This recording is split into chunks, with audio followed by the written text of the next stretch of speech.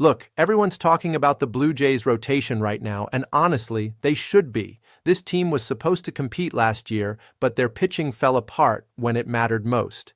Now they're making moves, big moves, and there's one more decision that could define their entire season. The Blue Jays went out and got Shane Bieber. They dropped serious money on Dylan Cease. These aren't small additions. These are statement signings that tell the league Toronto is done rebuilding and ready to win now. But here's the thing nobody's talking about. They still need one more arm, one more reliable veteran who can eat innings and keep them competitive in a brutal division. That's where Chris Basset comes in. And before you roll your eyes thinking this is just another veteran signing that doesn't move the needle, hear me out. Because what Bassitt brings to this roster is exactly what the Blue Jays have been missing. Last season, Bassitt posted a 3.96 ERA over 170.1 innings pitched. Those aren't ace numbers, and nobody's pretending they are. But in today's game, where starting pitchers are constantly on the injured list and teams are scrambling to find reliable innings, those numbers are gold. Bassitt gave Toronto durability when everything around him was falling apart. He took the ball every fifth day and gave his team a chance to win. The concern is real, though. His velocity is declining. At his age, that's expected, but it's still something teams have to factor in. When a pitcher loses velocity, the margin for error shrinks. But here's what the numbers don't always tell you. Bassitt limits hard contact better than most pitchers in the league. He does this with a varied pitch mix that keeps hitters off balance.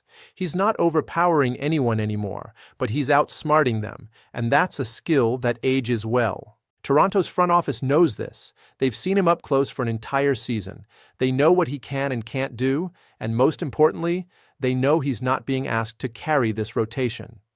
With Bieber and Cease at the top, Bassitt slots in perfectly as a number 4 or 5 starter.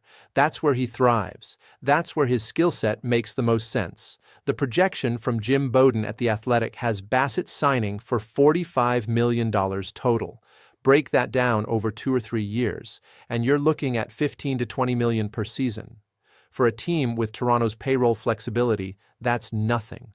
That's the cost of having stability in your rotation, and stability is what wins in October. Think about it this way. The Blue Jays were a disaster last year because they couldn't rely on their pitching staff.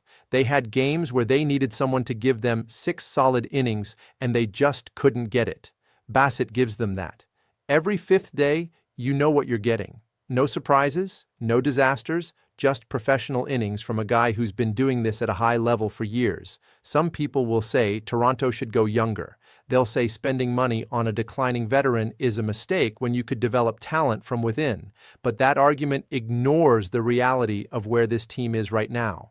They're not rebuilding. They're not in a development phase. They're trying to win a World Series, and you don't win championships by hoping your young pitchers figure it out on the fly. Bassitt also brings something that doesn't show up in the stat line: experience. He's pitched in big games. He's handled pressure. He's been through the grind of a full season multiple times. That matters in a clubhouse, especially for a team that's been underperforming and needs veteran leadership to stay focused. The Blue Jays' rotation right now looks dangerous on paper. Bieber is a former Cy Young winner who's healthy and motivated. Cease has electric stuff and the ability to dominate on any given night. Add Bassitt behind them, and suddenly you have depth that can compete with anyone in the American League East. That division is brutal. The Yankees, Orioles, Rays, and Red Sox all have strong rotations. Toronto can't afford to have a weak link. Re-signing Bassitt also sends a message to the rest of the roster. It shows management is serious about winning. It shows they're not just making splash signings and hoping for the best. They're building a complete rotation with no holes, and that kind of commitment resonates with players. There's also the familiarity factor. Bassitt already knows the organization. He knows the coaching staff. He knows the ballpark and how to pitch in the division. That might sound minor, but it eliminates the adjustment period that comes with signing somewhere new. He can step in on day 1 of spring training and be ready to contribute immediately. Now, is Bassitt going to win you a Cy Young? No. Is he going to be the difference between making the playoffs and missing them? Probably not by himself, but is he going to be the guy who keeps your rotation stable when injuries hit, when younger pitchers struggle, when you need someone to step up in a crucial series? Absolutely. The velocity decline is something to monitor.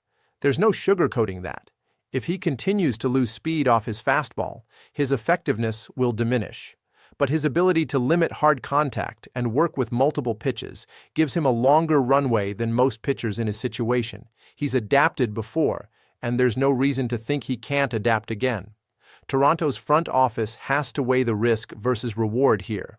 The risk is minimal, 15 to 20 million per year for a veteran who's proven he can handle a full season is a safe bet.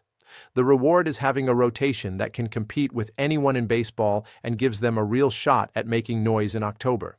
This isn't a flashy move. It won't generate headlines like the Bieber or Cease signings did. But it's the kind of move that championship teams make. They fill in the gaps. They make sure there are no weak spots. They build rosters that can withstand the long grind of a season and still be standing in the postseason.